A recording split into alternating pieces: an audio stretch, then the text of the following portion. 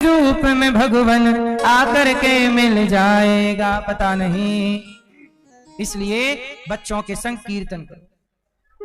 पता नहीं किस रूप में आकर नारायण मिल जाएगा, पता नहीं किस रूप में आकर।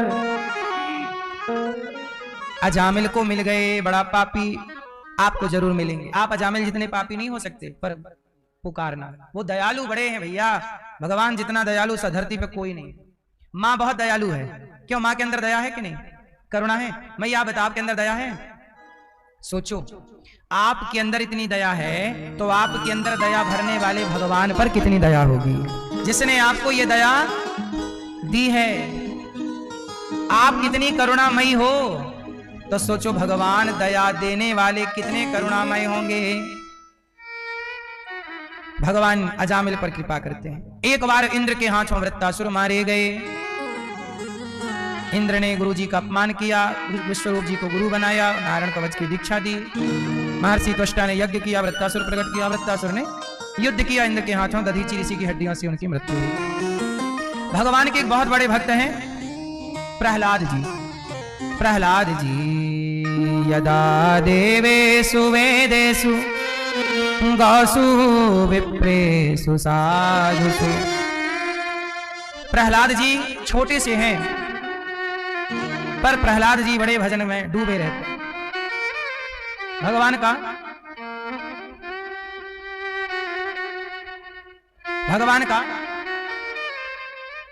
का नाम जपना चाहिए। प्रहलाद जी बचपन से ही भगवान का चिंतन करते हैं, बचपन से ही भगवान का नाम जपते हैं, बचपन से ही चिंतन में लगे रहते हैं। कौन?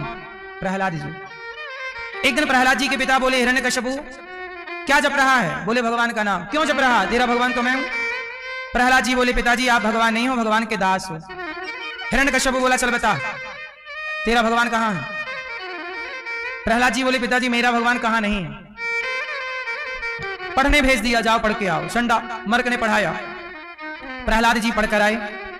और जब पढ़कर आए तो फिर पूछा, बेटा तुमने क्या पढ़ाई की? प्रहलाद जी ने सुनाया, श्रवणम कीर्तनम विष्णु स्मरणम पाद सेवनम अर्चनम वंदनम दास्यम सख्य आत्मनिवेदनम।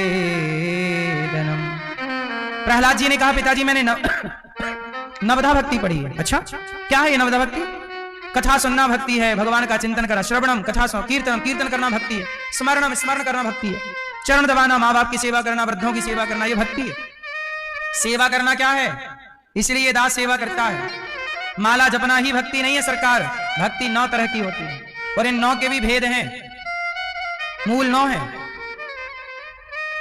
भक्ति कितने तरह की होती है? 9। श्रवणम कथा सुन रहे हैं आप, ये भी तो भक्ति है। कीर्तन कर रहे हैं आप, ये भी तो भक्ति है। श्रवणम कीर्तनम, आप कथा नहीं सुन रहे हैं, आप कीर्तन, कोई बात नहीं, आप स्मरण कर रहे हैं, भगवान का ध्यान। घर में बैठे हैं पर वृंदावन का ध्यान है, बिहारी जी का ध्यान है, आप भाव से परिक्रमा लगा रहे हैं। आपका शरीर दिल्ली बंबई में है, अपने गांव शहर में है, और आप गिरिराज जी की भाव से कि मैं परिक्रमा लगा रही हूं, मन, ये भक्ति है। श्रवणम पहली, कीर्तनम दूसरी, स्मरणम तीसरी, पाद सेवनम, आप किसी की सेवा कर रहे हैं, किसी को रोटी दे रहे हैं, किसी का सहारा बन रहे हैं, किसी के आंसू पहुंच रहे हैं, किसी के पांव में तेल लगा रहे हैं, बूढ़े की सेवा कर रहे हैं, घुटनों में दर्द है आप मालिश कर रहे हैं, उसको दर्द से मुक्ति दिला रहे हैं। क्या कर रहे हो आप? ये भक्ति है। क्या है ये? क्या है ये? हाँ मेरी माँ, भक्ति। इसलिए दास अनिरुद्ध कहता है कि सेवा किया करो, अन्नदान किया करो। आप सब सहयोग करते हो तो गौरी गोपाल आश्रम में वृद्ध माओं के लिए रोटी बनती है। हजारों 311 वृद्ध माँ यहाँ रहती हैं, हजारों साधु संतों को भरपेट भोजन मिलता है। ये अन्नदान नहीं, सेवा नहीं। सेवा नहीं तो क्या है? रोटी देना सेवा नहीं है, पांव दबाना सेवा है, तो रोटी देना भी सेवा ही भक्ति है। समझो, भक्ति 9 तरह की है। कथा सुनना, कीर्तन करना, स्मरण करना, पाद सेवना, मतलब सेवा करो, दीन दुखियों की सेवा। ये दास वही करता है, सेवा जितनी हो पड़ती है। हजारों संत भोजन, आप देखो रसोई चल रही है, सेवा हुई, सबको भोजन मिल रहा। क्या है ये? सेवा। सेवा मिलती है, मैं छोड़ता नहीं हूं। अभी पूज्य बागेश्वर जी ने दिल्ली से वृंदावन यात्रा निकाली तो मुझे भी मौका मिल गया सेवा करने का। क्या सेवा की? कहा जितने पदयात्री होंगे सबको भोजन की सेवा ये दास अनिरुद्ध करेगा। गौरी गोपाल हुआ। सेवा करना ढूंढ लो, मौका मिले कर लो। सेवा करना भगवान को बड़ा प्रभावित करता है, रीझते हैं वो इस सेवा से। अच्छा एक बात बताओ, तुम्हारा बेटा तुम्हारी बहुत सेवा करे, तुम्हारे माना कि 3 बेटे हैं या 4 बेटे हैं, और 4 में कोई एक बेटा तुम्हारी बहुत सेवा करे, निस्वार्थ, कोई ले कुछ ना चाहे कुछ ना, और तुम्हारा बहुत ख्याल रखे, अपने आप तुम्हारा समर्पण उसकी तरफ हो जाएगा कि नहीं? भले तुम्हारे 4 बेटे हैं, पर जो सेवा करेगा तुम्हारा समर्पण, यदि भक्त का समर्पण सेवा के द्वारा भगवान की ओर है तो भगवान भी समर्पित हो जाते हैं उस भक्त की ओर। अब तुझे बोल क्या चाहिए, तू कर, भगवान और देते हैं, तू करता चल, मैं देता चल। गंगा सबको पानी पिलाती चलती है तो हिमालय गंगा को देता चलता, ले तू, ले तू सबको दे रही है, ले। कुआं सबको पानी देता है तो कुएं में जितने भी स्रोत होते हैं, स्रोत कुएं को पानी भरते रहते हैं। स्रोत मतलब उसकी शाखाएं पानी की, स्रोत, बोलो हाँ। कुआं, अच्छा एक काम करो, कुएं से पानी निकालना बंद कर दो, 4 साल पानी ना निकालो, अपने आप उसके स्रोत समाप्त हो जाएंगे और पानी उसका, बोलो, गंदा हो जाएगा, और निकलता रहेगा तो पानी साफ रहेगा। बस यही सिद्धांत है। धन आया है, सही जगह लगता रहेगा तो धन आता भी रहेगा, स्रोत खुले रहेंगे, और वह धन पवित्र भी रहेगा, पवित्र विचार देता रहेगा, पवित्र भाव। और धन को आपने रोक लिया, आप लोग क्या करते हो, धन को रोक लेते हो। धन को रोकना नहीं है, धन को सही जगह लगाना है। आप अपनी कमाई करो ना, कमाई के 4 टुकड़े करने चाहिए। कमाई के कितने हिस्से करने चाहिए? जैसे आपने 100 रुपए कमाए, उदाहरण दे रहा हूं समझिएगा, 100 रुपए कमाया माना कि आज आपने, तो 100 रुपए के 4 भाग करो, 25 25 25 25 25 चौके 100। 25 रुपए में आप घर का खर्चा, सुनो खर्चा कैसे, आप लोग कहते हो ना पैसा बचता नहीं है, मैं आपको बचाने का तरीका बता रहा हूं, सुनो। कमाई का 25% घर में दाल नमक में लगाओ, आटा नहीं, दाल नहीं, तेल नहीं, मिर्ची नहीं, साबुन नहीं, निरमा नहीं, कपड़े लगते, ये 25 रुपए घर के खर्च के लिए।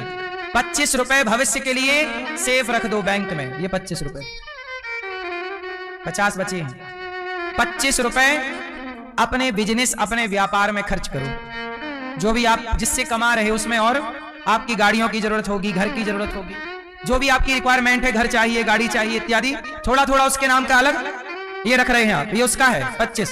और ये 25 जो बचा है, इस 25 को आप अपने बेटी के विवाह के लिए, अपने बेटों की पढ़ाई लिखाई के लिए, और थोड़ा सा इस 25 से 5 रुपया, 3 रुपया, 2 रुपया बेटे की पढ़ाई लिखाई में भी तो लगाओ, लेकिन इससे कुछ निकाल के दान कर दो। दान करते रहोगे ना तो ये बढ़ता रहेगा, और दान करना छोड़ दोगे तो ये भी तुम्हें छोड़ के चला जाएगा। धन कब बढ़ता है? धन कब बढ़ता है? दान करना धन को कई गुना बढ़ा देता। लोग पता नहीं दान क्यों नहीं करना जानते। जितना आप देते हैं ना, देनहार कोई और है, वो देख रहा है कि तुम दे रहे हो तो वो भी कहेगा भाई सप्लाई बढ़ाओ इसकी। एक छोटी सी कहानी मुझे याद आ गई इस बात पर। एक लड़का था, वो काम करता था मालिक के यहां, अपने नौकरी करता था, तो नौकरी करता और बचा हुआ टाइम सत्संग की, बड़ा धार्मिक लड़का था, नौकरी करता।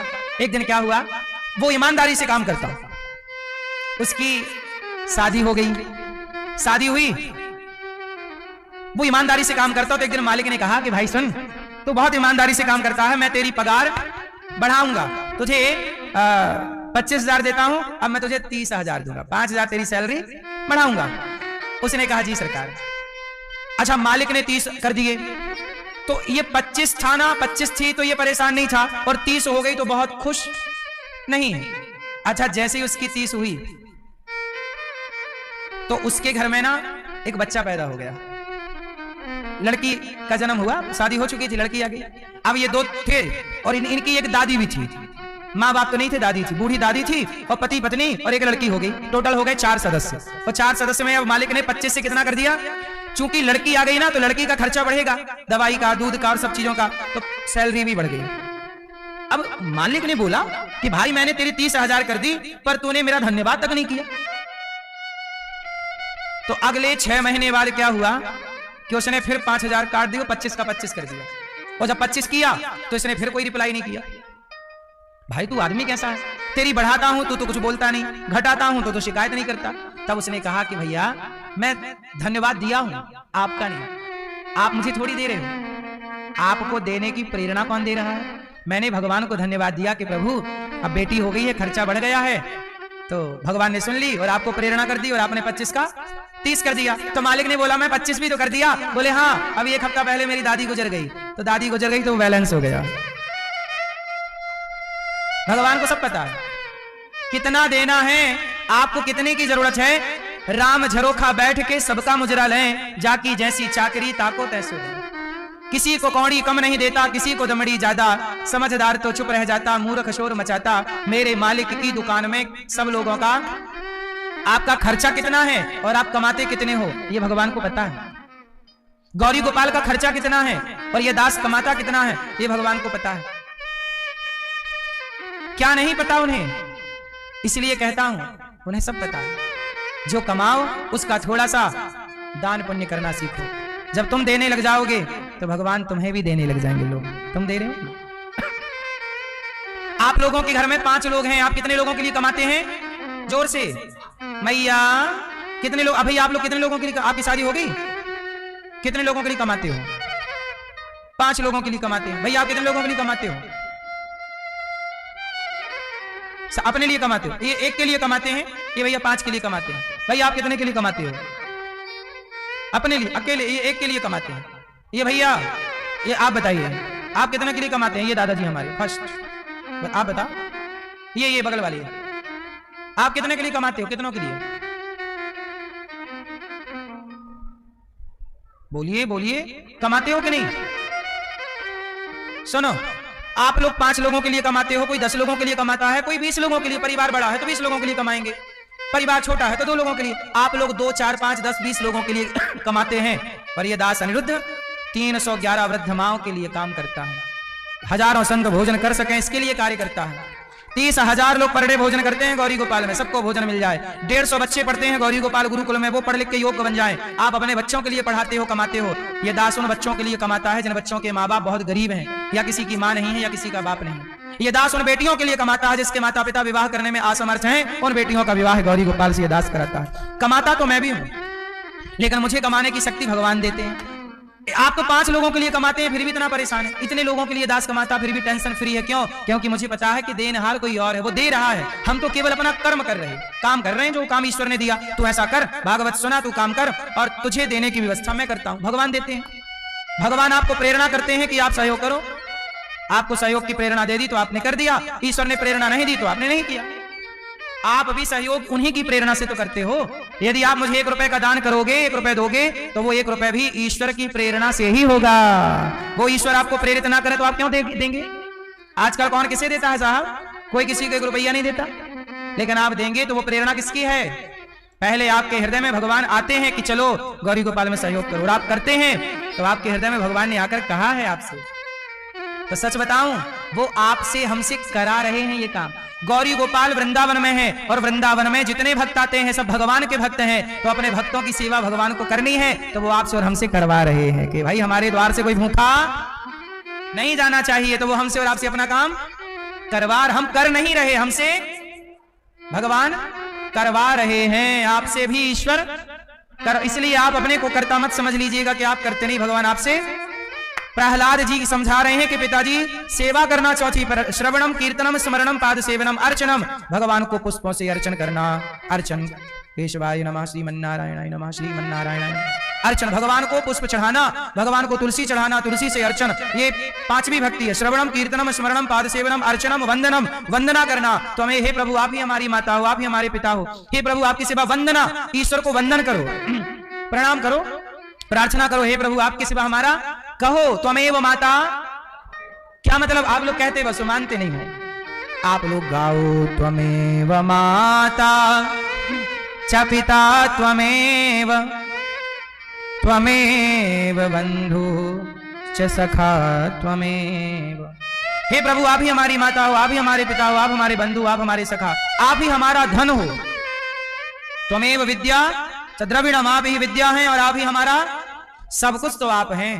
आपके सिवा हमारा कोई है? ये वंदनम, ऐसी वंदना करना 6वीं भक्ति है। श्रवणम कीर्तनम स्मरणम पाद सेवनम अर्चनम वंदनम। दास्यम, हम भगवान के दास हैं, ये भाव रखना।